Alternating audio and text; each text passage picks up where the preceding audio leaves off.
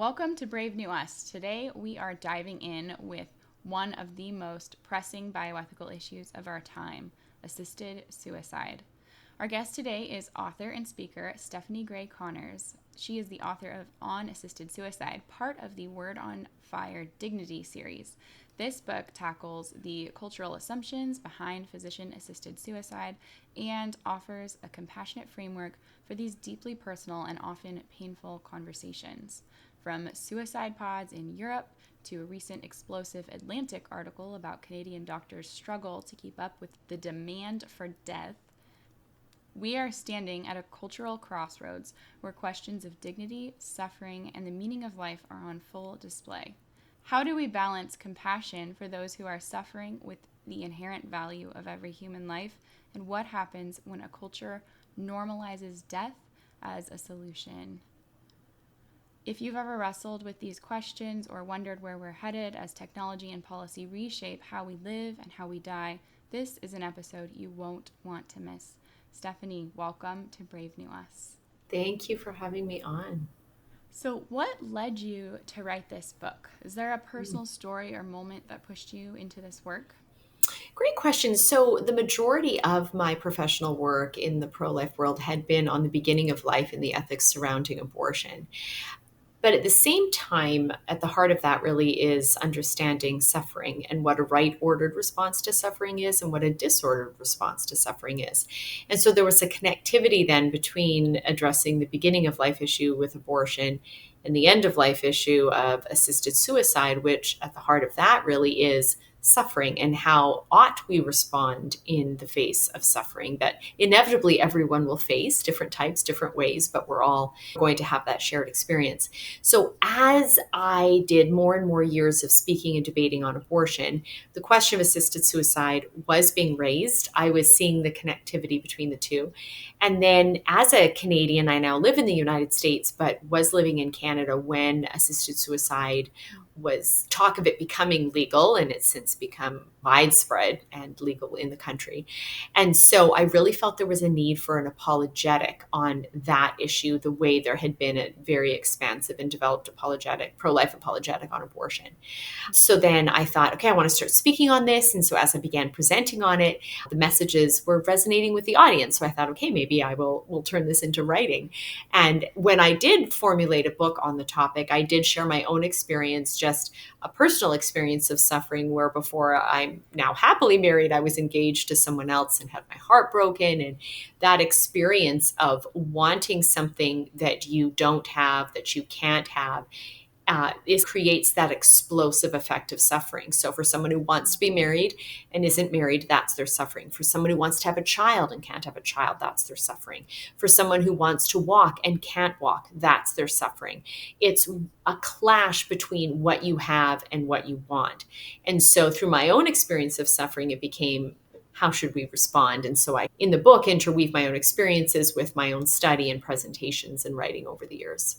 How did you get started, if we can back up a little bit, how did you get started speaking out about abortion? What prompted that?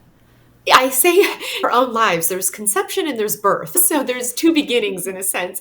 So I feel like I could say the same about my pro-life work. The conception of it really was how I was raised. Both my parents were very convicted about the pro-life cause early on in their marriage. When my mom was pregnant with me, she heard a presentation by Dr. Bernard Nathanson, who had been an abortionist in America, who had a profound conversion and became pro-life. And both my parents were the activist types. My mom volunteered at a pregnancy center. They would go to conferences, marches. They had friends who did Operation Rescue. I was surrounded by that environment and those people. So from a young age, I became convicted. This was a cause I also cared about. I loved babies, and at an early age, I found out what abortion did to those babies and was horrified. The birth was when I was 18 and studying at the University of British Columbia. And I joined the pro-life club. I got invited to a pro-life conference, and an American speaker was brought to Canada. And his name is Scott Klusendorf. And he taught us pro-life apologetics and how to argue winsomely, persuasively, compassionately all weekend. He gave us all the best arguments, and I was totally won over by him. And then at one point he said, there are more people working full time to kill babies than there are working full time to save them. And I remember that was like a Holy Spirit moment for me. Like I heard those words and it was like the Holy Spirit grabbed my heart and God asked me, will you be one of the people who works full time to save my babies? And so I left that conference that weekend convicted that I was going to do what Scott did. And I was going to become a debater and a pro-life apologist. And 3 years later, when I finished my degree, I did. He mentored me and helped train me. And I went into full-time pro-life work just before I turned 22 when I graduated from college. Wow, that's incredible. How was it getting started when you first, right after the birth moment? Yeah, definitely challenging. Like I look back now thinking I had no clue what I was getting into. There was a group of other Canadians he had also mentored and he brought us all together and we were working together to varying degrees, but I was the first one of the team that decided to do this kind of pro-life mission in Canada. I was the first one that could really drive things forward. So I became executive director and only one other of there was 10 of us decided to also go full-time long-term. And so the two of us were the co-founders, even though there was 10 originally that had thought about doing this. And yeah, here I was 22 trying to build an organization, realizing I was essentially a CEO and I didn't even understand anything about how businesses ran. So I remember like going to like bookstores on the weekend, reading about how to run organizations and how to oversee staff. But really it was a test of faith and trust in God, and He really does provide. And the less I knew and the less I had, the more God imparted and the more He provided. And it truly has been an experience of the power of God's glory, especially when we feel weak and small and incapable of doing things, because a lot happened and continues to happen. But yeah, I was definitely figuring out as I went along. That's so true. I'm reading Searching for and Maintaining Peace by Father Jacques Philippe right now. He talks about how when you don't have it all together, that's actually the opportunity for God to jump in and when you offer him your trust like that he is able to show his divine providence. He didn't give the example of Mother Angelica, but I was thinking of Mother Angelica Yes. as I was reading, starting a television network, and I'll figure out how to pay for it later. Or Right. Dorothy Day said there was always bread in her work with the Catholic worker. So anyway, beautiful. Thank you for your trust. Thank you for your yes. You now tackle some pretty sensitive and controversial topics. Where do you start a conversation like that that's fraught and emotional? Yeah. Where you start often, I mean, I always tell people is you want to be very Socratic. Socrates, in his quest for truth, always responded to questions with questions. Jesus did the same thing when he taught. It was questions, which really provokes the other party to deeper thought. And of course, their answers then make us think more deeply and think of other questions we can ask. But where you begin then is by asking questions of the other party. What do you think? Why do you think that? How did you come to that conclusion? Where does your passion come from? And it's these open-ended questions that could then lead to, especially in the context of assisted suicide, personal experiences of profound suffering, despair, feelings of worthlessness, poor self-esteem. So finding out what is motivating someone's support for, if not their own desire for assisted suicide, someone might not necessarily disclose that. And they might be talking more in terms of if I were to be in my 80s and cancer and near the end of my life, I would want assisted suicide. Or if my grandma or if my, great uncle were to be in that situation, it might be in that setting that these conversations are being had. The other thing too is I intentionally use the terms assisted suicide when talking about enlisting a third party to help you aid in your own death. But countries which have legalized it, like Canada, will use language that tries to cover up the gravity of what's going on. So medical assistance in dying, MAID, for example, is what it's called in that country. In other places, it's called different things. But this idea that, oh, you're dying, I will just assist you. And so, hold on a second. Dying naturally is very different from homicide. And there is this kind of universal rejection of suicide. Whenever we hear, for example, famous people, when Robin Williams committed suicide or Kate Spade, she had the beautiful purses and dresses and all this fashion. abortion. People were horrified when they found out that she had committed suicide. So there's this sense that's a tragedy.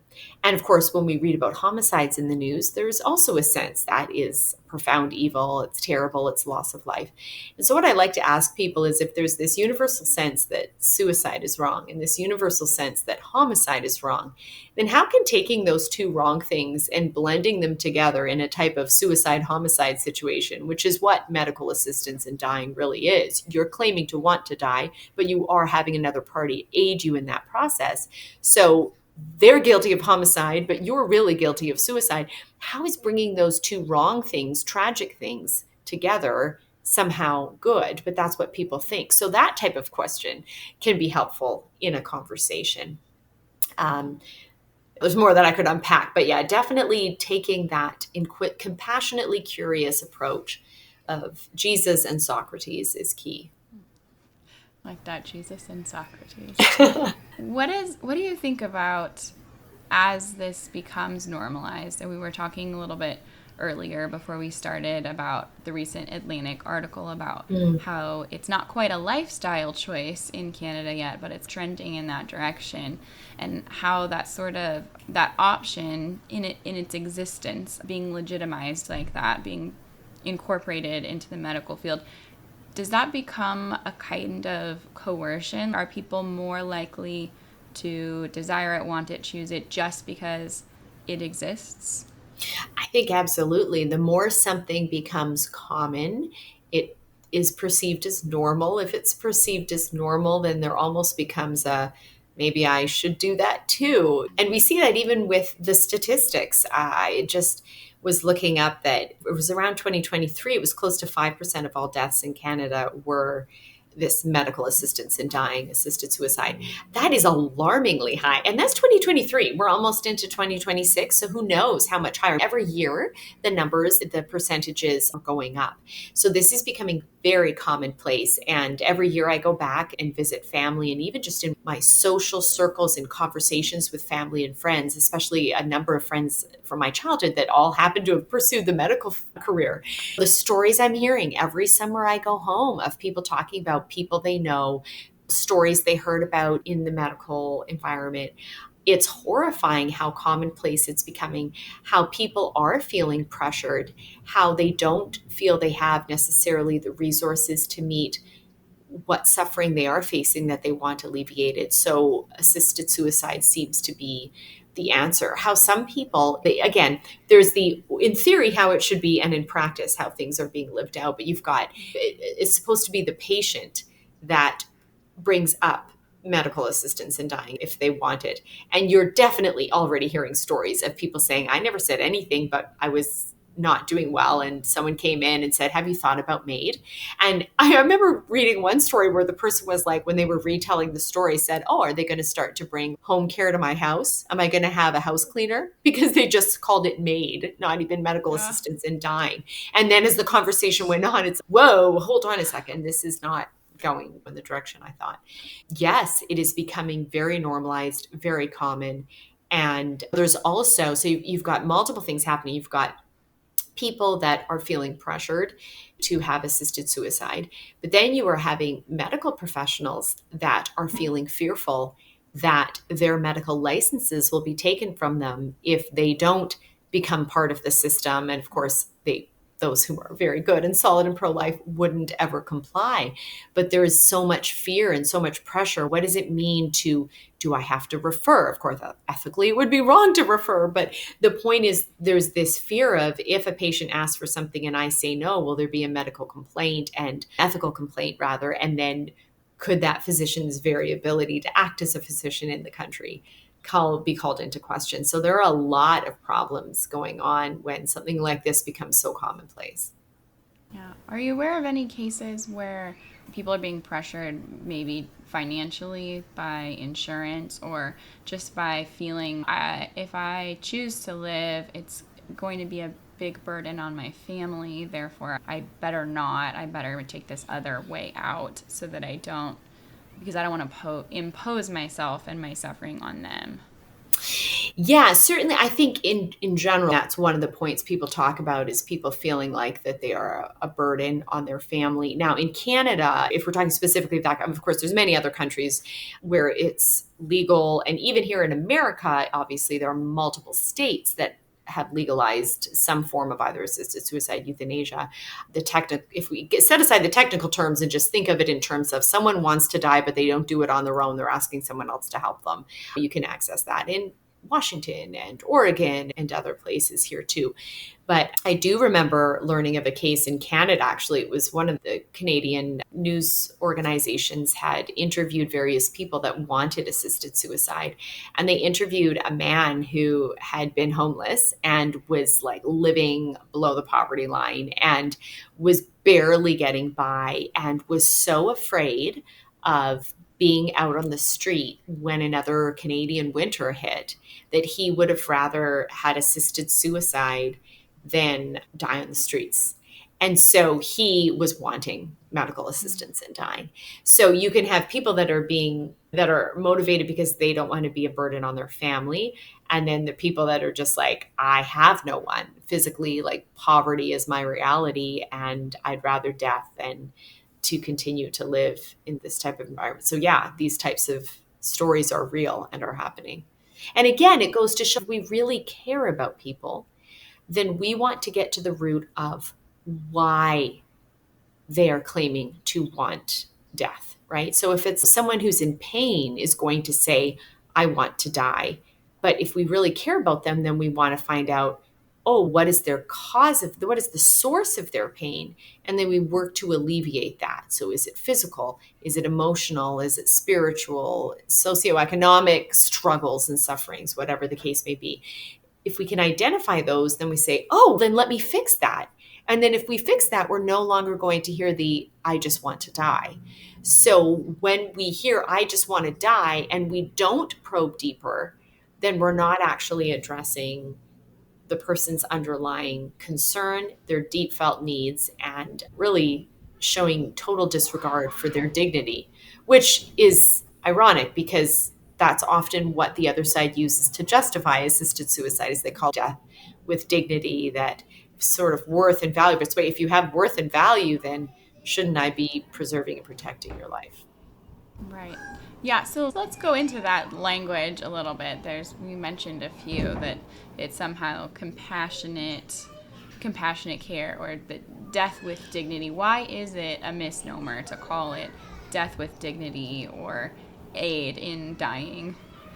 Yeah, so in terms of death with dignity, it implies that if you don't do assisted suicide and you just die naturally, that somehow at that point in that second option, you will have lost your dignity. And one of the points I make in my book on assisted suicide is that our dignity is inherent to our existence. By virtue of being, we have dignity, we have value. It's not something that we can lose. There are things that can happen to us that don't feel very dignified, that don't seem to match up with who we are. We might get very sick. We might get very frail. We might soil ourselves. We might be sick all over ourselves. But it's precisely because we haven't lost our dignity that in those moments someone should come and clean us up and be tender with us and gentle towards us. So we need to make the point your dignity can't be lost. But this idea that I want to die with dignity is implying that if I don't kill myself now, then when I die in some other future point, then that will be lacking in dignity. And in the analogy I use is I remember reading this fascinating story about an apartment in somewhere in Europe that had been locked for decades after World War II. And the rent or the mortgage or something had still been paid. And so no one ever broke into the apartment to see anything because it was being taken care of financially. But eventually someone died and someone went in, and literally it was like stepping into a museum. Everything was left as it had been during World War II. And obviously there were cobwebs everywhere, but they knew it hadn't been entered because of the dusty, dirty state of affairs in terms of just the passage of time, but also like newspapers dated that had been left untouched that were from the 40s. But there was this painting that had been covered in dust, thick layers of dust and cobwebs, that when it was cleaned up, it was realized, oh my goodness, this, I don't know who the artist was, but it was some valuable piece of artwork, and it was sold for at least over £1 million in the UK system. Um, and so I use that to say the value of that painting did not change, even though it had been unknown because it was hidden away. It had been dirty. It had been covered in cobwebs. But the fact that when the cobwebs were removed and the dust was taken off, it sold for the value it was worth because it was there in the painting. And it's like us, we can get old and frail and sick and decrepit and handicapped and so forth, but we still have dignity, and illness doesn't take that from us. How we respond to people shows whether we believe that dignity is still there. So when we reverence them, when we're tender and compassionate. Yeah. Yeah, it's interesting because if you really believed that this life had this dignity and this value, then you do the things that would alleviate whatever the problem is that is causing this desire to flee from existence. Wouldn't you want to? But so much of that is, well, those things, those solutions are time consuming or expensive, or time consuming and expensive, or complex, and Yeah. it's a lot simpler and cheaper to do away with the problem expediently. Absolutely. That's a huge factor in all of this, that the real solution that shows true compassion for others, that really acknowledges their dignity, the real solution is not easy. You can't figure it out overnight. It's probably not going to be cheap financially, let alone the different resources and systems and people you're going to need to pull together to also holistically help someone. And so, because this other option just seems like a quick way out, then that's what people are going for. So, what are the cultural or philosophical assumptions that are driving this? I mean, you mentioned a certain view of suffering earlier, so we can go into that, or anything else that comes to mind. Yeah, certainly the experience of suffering, but there are many people that experience suffering that don't opt for assisted suicide. And that's one of the points I make in my book. I actually take a number of stories that are quite parallel and similar to people, for example, who became paralyzed quadriplegics. But one opted for just suicide, not even, no, actually, he actually went to a suicide clinic. So it was assisted suicide. But the other person is thriving and a motivational speaker and doing all kinds of amazing things. And so the point is that you can have a similar experience of suffering, but still have a very different response. But suffering is one factor. Certainly, spiritual outlook is another major factor, right? If you think that there is another life waiting for you and that God is the ultimate authority and arbiter of our lives and how long our lives are, then you suddenly have a holy, humble reverence to God and say, okay, my life is a gift from Him. I'm not in charge of it. He is. So I can't take my life. Whereas if you don't have that outlook on God, then that could lead you to think there's nothing more left in this life and there's no other life waiting for me. So why don't I just end it all? Now, that's not to say that those who are religious aren't considering or acting on assisted suicide. That's a problem as well. But I would say that's another factor. There's the element of just profound suffering. Then there's the element of not a solid, proper understanding and embracing of the existence of God. Um, Also, I think another element in it is, for lack of a better term, like wealth and privilege. If you look at, for example, in Canada, the part of the country I believe is the most, or one of the most, the area where the most assisted suicides occur is Vancouver Island. It's the Victoria area. It's a very geographically beautiful part of the country. But a lot of the wealthy, white, old people live, and they're the ones that are opting for assisted suicide. So it's almost like they have lived with, for those who have lived with such wealth and such comfort and such I'm in charge and such autonomy, I can do what I want when I want. I built my whole life around accomplishment and success. I always get what I want. And now I want this and I'm just going to do this. It's not that it's only those with privilege and wealth, because as I mentioned, there was the homeless man who was considering it, but that you do hear more and more stories coming out about people who are coming from that type of background. And so I think this idea of control is very big, especially in the West in general.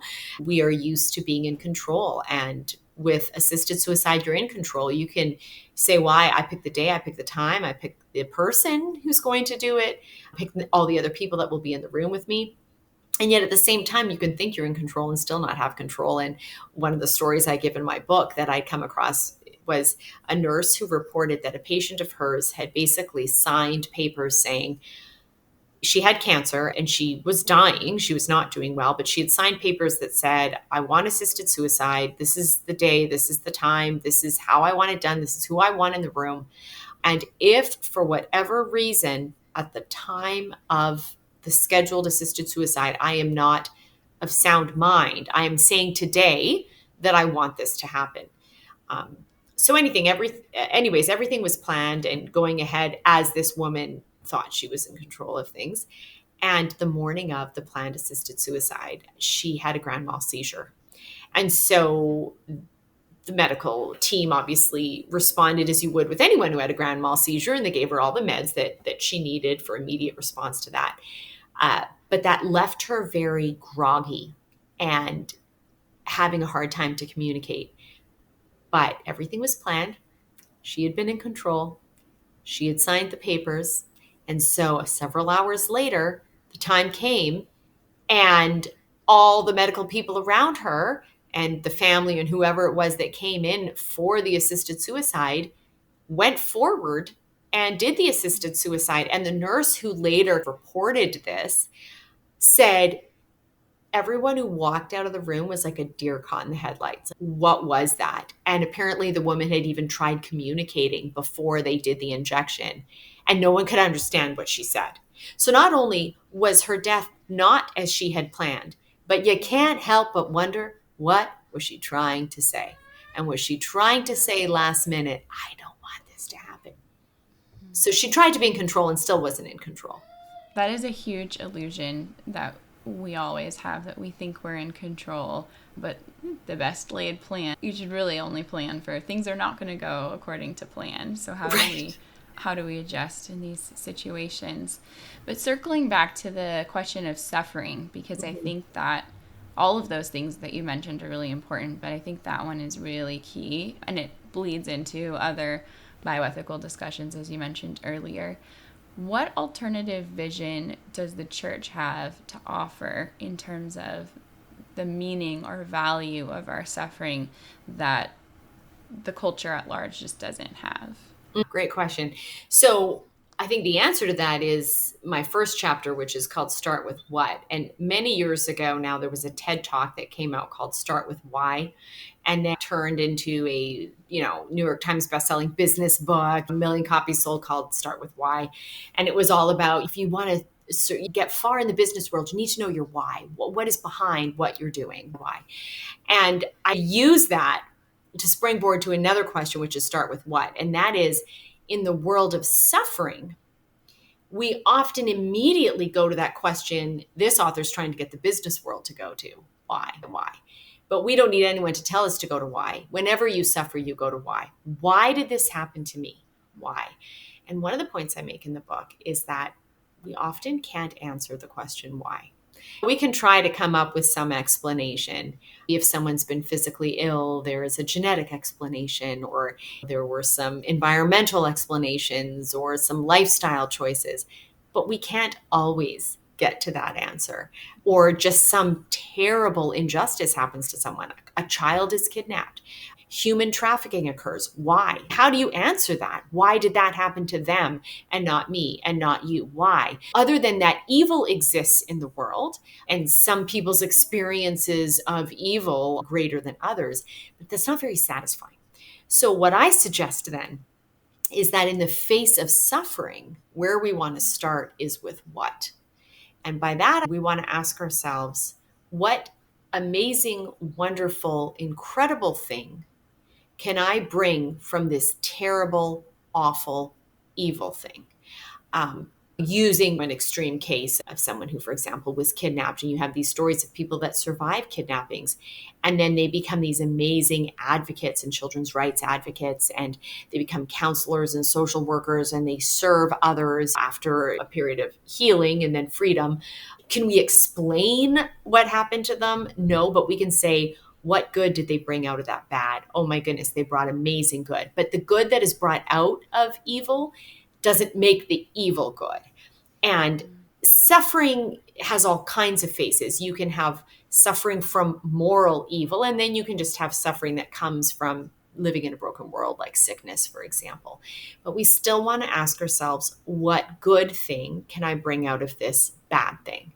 And so what I do is I always point to the writings of one of my favorite authors, who's Dr. Viktor Frankl. He was a psychiatrist, a survivor of the Holocaust. He wrote a very famous book called Man's Search for Meaning. And the question of what good can I bring out of this bad is really a search for meaning. What meaning can I find in this situation? And Dr. Frankl had such depth to his insights on the human experience for two reasons. One, his study of the human mind as a psychiatrist, and then the practical living that out with patients. But two, the experience of suffering that he lived through with the Holocaust. And so one of the points he makes is despair is suffering without meaning. And he even put a mathematical equation to it. He said D equals S minus M. D equals S minus M. So despair is suffering without meaning. And so his point was, everyone gets the letter S. We all get suffering. But whether or not we despair, whether the letter D comes into the picture, whether we despair in light of our suffering, entirely hinges on the letter M. Can we find meaning? And to the extent that we find meaning in our suffering, then we won't despair, commit suicide, or have suicidal ideation, for example.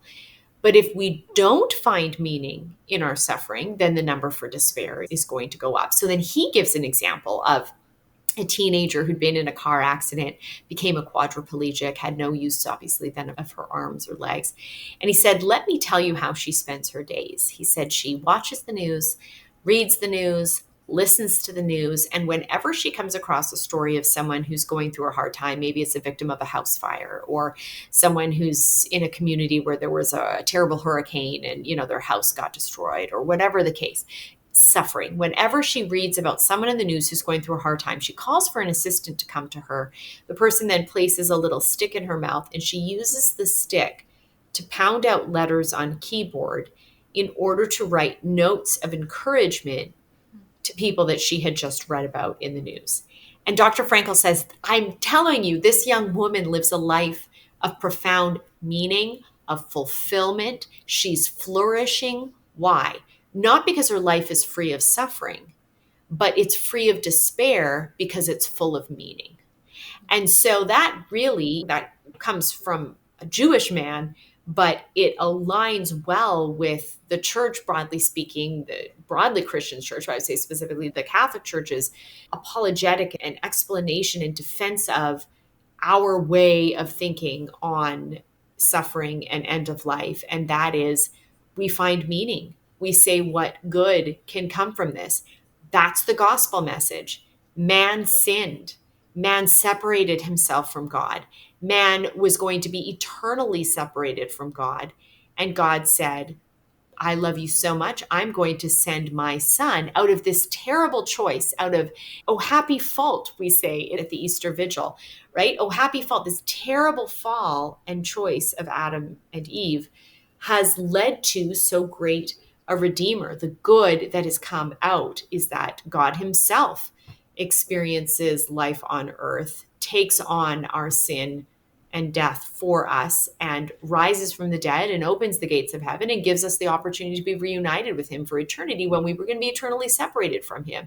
So that is like the pinnacle example of, in the face of suffering, the suffering of eternal separation from God, that suffering led to a profound good, our Savior Jesus, coming from it. It doesn't make the original sin of Adam good, but it makes God great. It shows his majesty. It shows what amazing things he can bring even from terrible things. And so then we take that, and on a small scale in our day-to-day life, whatever our own experience is, we say, what good can I bring from this terrible situation I'm experiencing?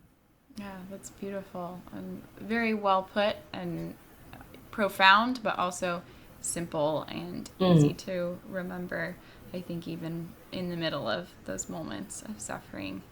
To switch gears a little bit, looking at these sort of newer technologies, there are suicide pods being tested in Europe. These Yes, devices that crazy. allow people to like end their lives with the push of a button. What are you thinking when you see these headlines, or what concerns you about this trend and these technologies? Yeah. The first thought that comes to my mind, at least right now, I know what you're talking about. I've read about it and seen it. But it's as you bring it up and I think about it again, I just think, what kind of person spends their days creating the pod? Like investing their money, using what engineering, technology background they must have. What has gone wrong in their life to have them invest so much of themselves in something that is going to lead to the ultimate end of someone's life? If you think about people that we look up to, that books get written about, great heroes, great role models, they typically lay down their lives so others can live. Whether that's actually physically lay down their lives as Christ did, or more of a just motherhood, fatherhood. No, you're laying your life down for the flourishing, survival, and great life of your own children. So there's this sense with inspiring people that like you do something so it leads to the thriving and the living of others. And this is the exact opposite of that. You're doing something that leads to the demise of others. So that's the first thought. But at the end of the day, I was just profoundly tragic that anyone would be suffering so much and filled with such despair because they've not found any meaning in their suffering that they would actually consider that and want that. And there are people obviously rallying around this and thinking it's a great idea. So it's just a reminder that we are in a broken world and that we can have a lot of moral positions that are right and should be held. But at the end of the day, what we really need is to compassionately walk alongside people in these crisis situations, leading them to the right moral position, but helping them get what they ultimately need, which is relationship, connection, a communion of persons, right? When God made the world and said, let us make man in our image, there's this plural of our, we say there's one God, and that's because we have a Trinitarian God, and the Father, the Son, the Holy Spirit, this giving and receiving and producing of love, this constant get back and forth. And it's a communion of persons. And so right after talking about making man in our image is this idea that, oh, if I'm to image God and God's a communion of persons, then I am made for relationship. I am made for a communion of persons. I am made for giving and receiving love. And so to help someone in such profound suffering that they're considering despair, like suicide, to help them see, no, if you end your life, then you're not giving or receiving love. Like you are made for relationship. You're made for a communion of persons. Now, ultimately, from a Judeo or from a Christian perspective, I was going to say Judeo-Christian, but obviously you need to believe in the Savior. But from a Christian perspective, it's when we die, then we have a fullness of a communion of persons, all going well in heaven. We aren't to take our lives out of this world until God has decided your life has reached its maximum point on earth. Then we are to be in a relationship with others of giving and receiving love. And when we check out and take our lives out of this world, then we are taking out the person someone else was meant to give love to. And we are also not giving love back to them because we're gone by our choice as opposed to it just happening naturally. Either way, who are we accepting? Either that it is our time to die, because that's not something that we can or should try to be in control of, or accepting that we're still called to be here, and whether we are able to contribute in the way that we prefer or not, that there is some greater good or plan that continues just by virtue of our existence. Yeah. The Yeah. article in the Atlantic does talk about how the doctors in Canada are struggling to keep up with the demand, and I wonder if that's a part of it. I hope it's a part of it that most of the doctors don't want to participate, and so on and so forth. But that's very Right. So that is kind of like a select group of doctors who doesn't even feel right. right calling Yes. them doctors because it's just such a violation of the nature of a healing profession, which is health and life. But yes, you wonder how many actually will do it. So is it left to a smaller group? And then, yeah, because, and there have been, I remember seen, it's just coming to mind a few different stories where people were involved in doing euthanasia and assisted suicides. And now they've started to pull back because it was taking a toll on them. But Yeah. then there are other people that are fully entrenched in it. And those I think are some of the people probably featured in the Atlantic. But it's, I think, again, of abortionists. So there are some who might do one or two and they're like, ooh, this isn't sitting right with me. And they decide to do another aspect of medicine. But then there are others who, and ones I've debated, typically the actual abortion doctors I've debated are very old, beyond retirement, and still doing abortions. And they all, it seems, became doctors or were med students when abortion was illegal. So it's literally been decades that they have been doing abortions. And it's almost, if you do it that long, you are so almost stuck. Like initially, you would think, okay, maybe you'd feel guilty after the first one. But whenever you experience the pierce of guilt, at any time you've done something wrong, you have one of two choices. You admit, oh, I've really made a mistake here. You repent, you make amends, you go on to resolve to do a different path. Uh, or you say, if I do it again, then maybe it wasn't so bad the first time. So you do it again and you feel guilty initially, but you're like, oh, if I say I'm wrong, now I'm really guilty because I've done it twice. But if I do it a third time, then I'm saying it wasn't so bad the first two times. Do it a fourth time and a fifth time, and you just get so entrenched in the evil that you almost feel like you can't get out. And so there are some then on the other end of life. So that's my psychoanalysis of the abortion doctors I've debated. But I think of those who, there's one famous, interestingly, abortionist in Canada, Ellen Wiebe, who now is one of the leading euthanasia doctors. And she talks about it being so rewarding and she loves what she does. It's just so twisted. But is she just so entrenched? She has just literally spent her life ending life, whether it's at the beginning or now at the end. So, one, that's awful.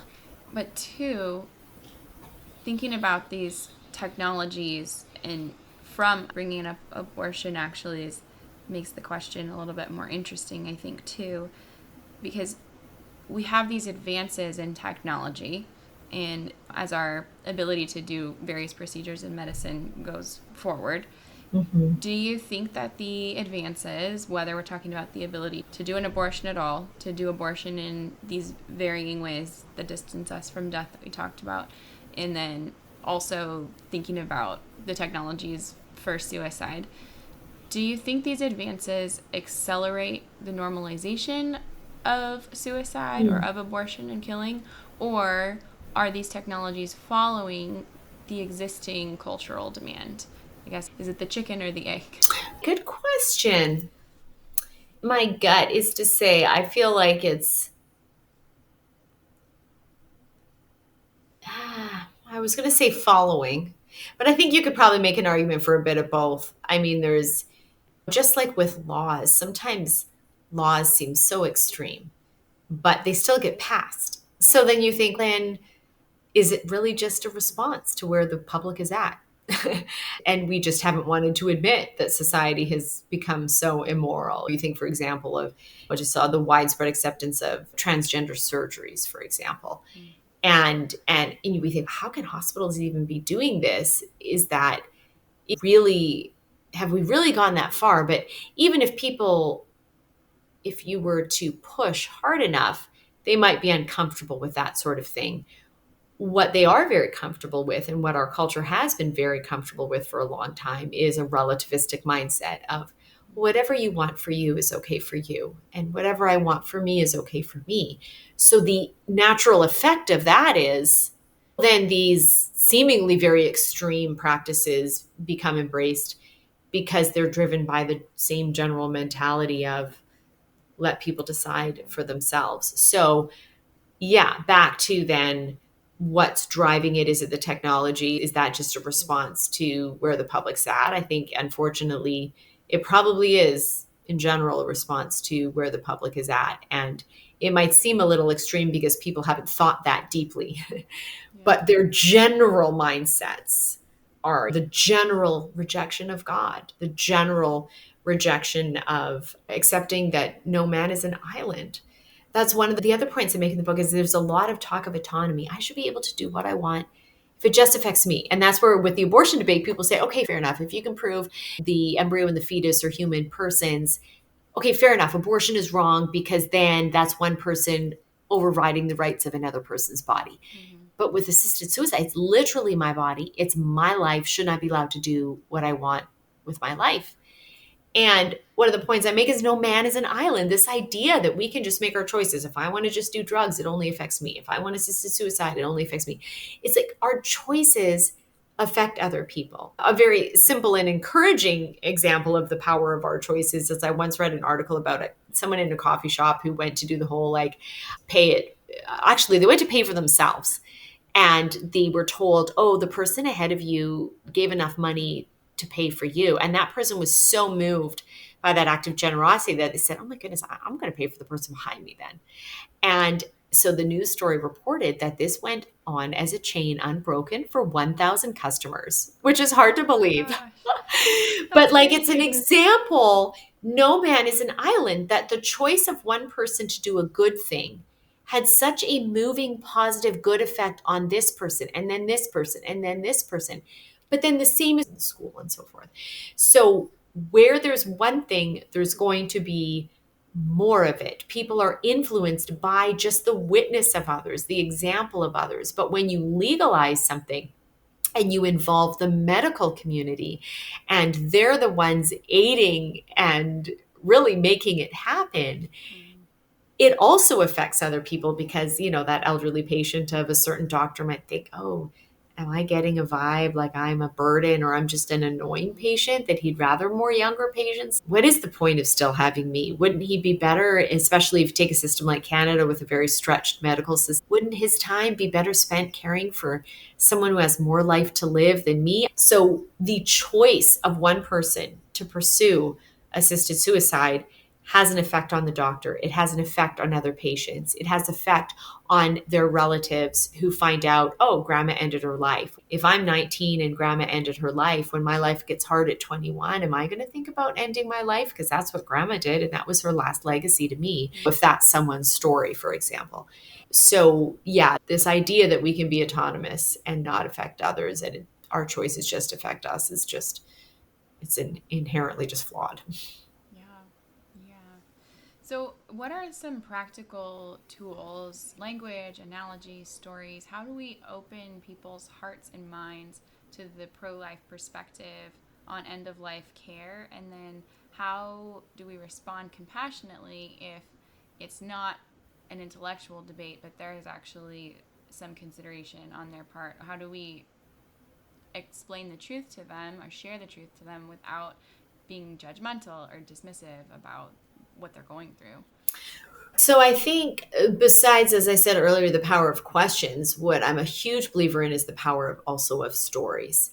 That when you can give examples of people who have been through profound suffering and done the right thing, and they become those motivational speakers. They're the author that you read about and you finish their book and you're like, oh my goodness, if this person can be in this skiing accident and lose all their limbs, their function of their limbs, and yet they love their life. Or I think someone actually I had the chance of meeting, Nick Vujicic. He was born without arms and legs, amazing Australian motivational speaker who also now lives in the United States. But his story of overcoming the profound disability of not having limbs is just incredible. He also experienced suicidal temptation when he was a young boy. He was bullied. Obviously, he seemed like a kind of a future am I going to have? Um, and obviously didn't end his life, and now is this amazing speaker, and he's married and he's got several children, and he travels the world. He's funny. He's ridiculously funny. And I saw him when I first met him. I met him in the context of another family he'd met the day before, and they have a little girl who was 2 and born without arms. And when the parents were pregnant with her, they were offered abortion because they had an ultrasound done. It showed their baby wasn't developing properly and she lacked these limbs. And they went home and they typed on Google, no arms, enter. And up came info on Nick. And they looked at these videos of him and they're like, this guy's life is amazing. And he doesn't have arms or legs. So maybe our baby's life is going to be okay. And then I actually saw Nick sitting on a couch with this little 2-year-old girl put on his chest. And I was looking at these two thinking, it's his lack of limbs that puts him in a very unique position to motivate and inspire this little girl in the years to come. And yes, her parents can be great role models to her and inspiring to her sister can be. But there's nothing quite like someone like Nick who has a very similar experience to her. And so to share the positive stories, yes, we've talked about some terrible examples of people that in crisis were considering assisted suicide or opted for it. But to share the positive stories of people in crisis who didn't kill themselves, whether they thought about it or maybe never thought about it, but regardless, in suffering, they found meaning. And so we just want to pour out as many stories as possible. And that's what I've really filled my book with, of stories that so many of them personally move me to tears when I've watched these stories, when I've read these stories. Some of them are unknown to the general public until I wrote them because they were just in my social circle. They're friends of mine who allowed me to interview them and tell their stories. And others are stories you can find just on Google that I found. And I've been blown away by the witness of those people. Maddie Stepanek is another example, a young Catholic boy from Maryland who had a very severe, extreme form of muscular dystrophy. And I think it was muscular dystrophy. Anyways, very severe health problems that result in the death of his 3 siblings. And he had the same condition, and they didn't know until his birth that his mom was the genetic carrier, and she had the adult onset version of it. And so she lived a life of profound disability. He ultimately succumbed to death when he was close to 14.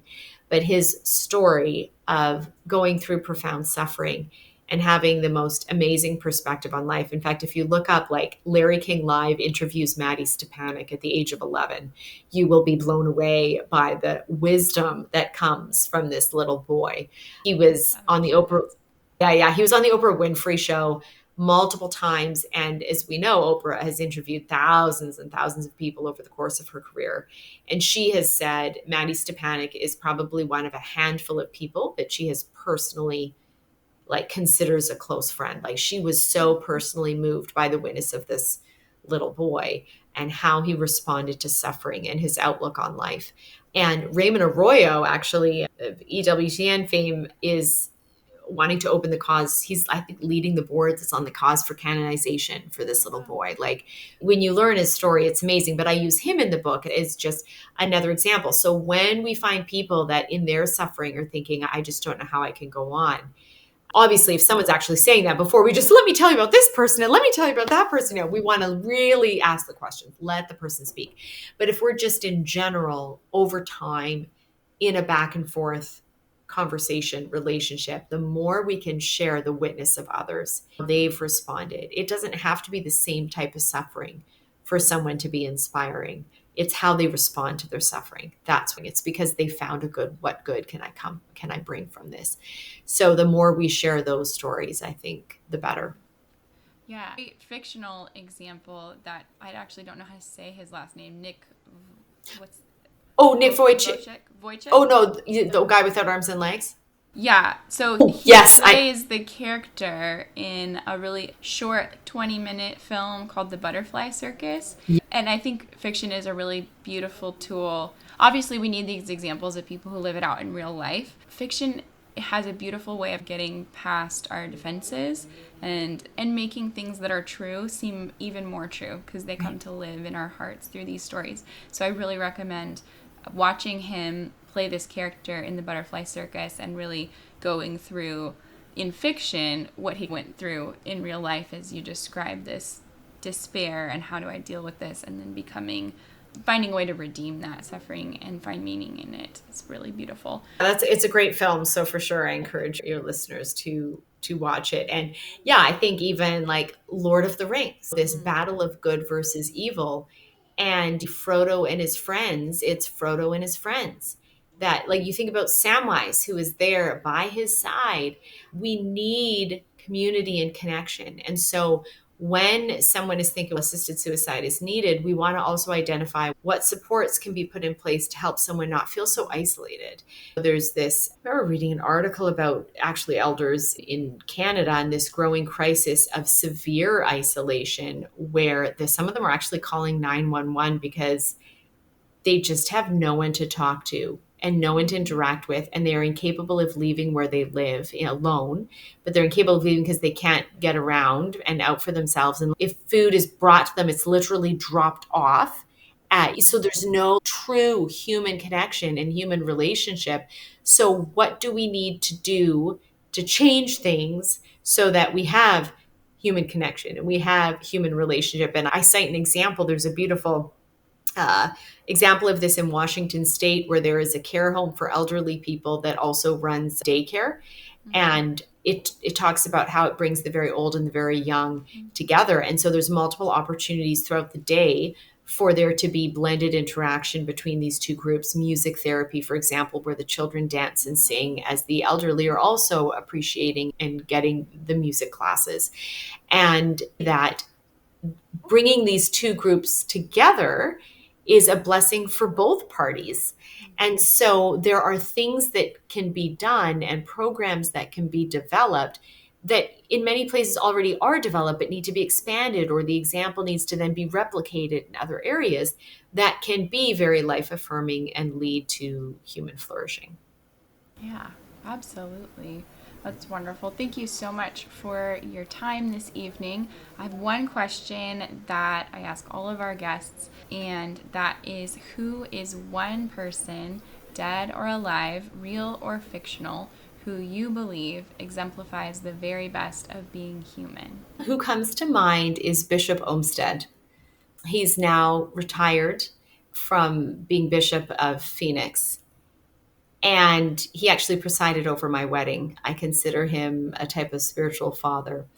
What struck me from the first time I met him to all my encounters with him after is how profoundly humble he is. Here's a man of great status, being a bishop. He drives an old, unimpressive car. He doesn't have flashy shoes. One of the few things you gotta have, you're wearing black, but you could at least have really flash. Everything about him is humble and simple. And then you interact with him, and he is totally interested in who you are and what you have to say. Truly meets you where you're at. I remember someone once, I read this little reflection on like someone who sat between two famous people, and they talked about how one person was interesting to talk to and the other person was interested in them. And I think Bishop Olmsted is interested in the other person. He really wants, and I remember speaking at a conference, and he was attending the conference. And if you're a bishop, you think, what does he have to learn? What am I going to impart to him? What are these other people going to impart to him? And is he going to be so busy that he needs to be out in the hallways talking to other people? He literally sat there all day in every session in the front row, listening and taking notes. I have said to others and fully stand behind it that when I think of someone walking this earth and I think, what would Jesus have been like? Who would Christ have been like? Hands down, it's Bishop Olmsted. Yeah. That's beautiful. Thank you for sharing that. So nice to hear that about one of the bishops, one of the leaders and servants of our church. So thank you for sharing that. Yes, where can people connect with you, find the book, learn more about you and your work? Yes. So my website is loveunleasheslife.com. Really the premise behind even in suffering and people who are so despairing that if they are truly and authentically loved, then that will unleash life, their desire for life, their will to live. So loveunleasheslife.com. Before we wrap up, I want to mention my newsletter, Choosing Human. That's where I write about faith, family, and the future of being human. If you enjoy the conversations we're having here, you'll probably enjoy reading along there too. You'll get thoughtful link roundups, early looks at my work, and occasional sneak peeks from my books. It's a great way to dive deeper, make connections with other listeners, and there's also a paid tier for those who want to support the podcast. You can find it at choosinghuman.org. I'd love to have you join us.